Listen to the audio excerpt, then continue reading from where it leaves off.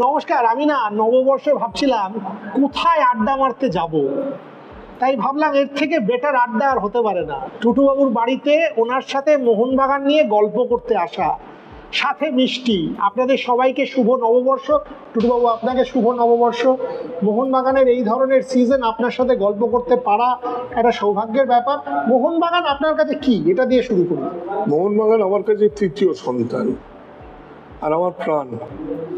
এবং তুমি, তোমার যে বয়স, তুমি আমার মোহনবাগানের সব থেকে যখন উচ্চতা ছিল সেই পিরিয়ডটা তুমি দেখেছো, সুতরাং বুঝতে পারছো আমার কাছে কি, আমার তৃতীয় সন্তান। আপনি মোহনবাগানে এলেন কিভাবে?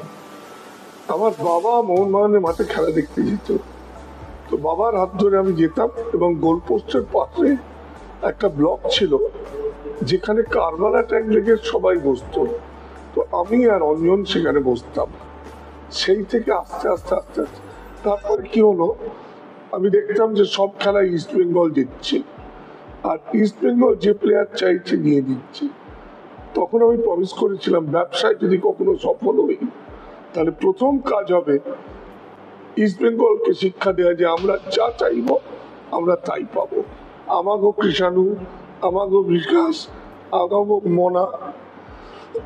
তারপর সব থেকে বড় জিনিস যেটা মোহনবাগানে বিদেশি একটা ঐতিহ্য বলতো, কি ঐতিহ্য জানি না, যে আমরা বিদেশি খেলাবো না, যার ফলে প্রত্যেক খেলায় আমরা হেরে যেতাম।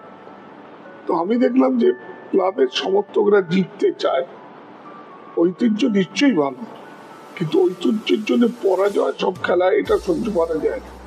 সেই জন্য আমি প্রথম ঝগড়া করে কোনো সাপোর্ট ছাড়াই সীমাকে তুলে নিলাম।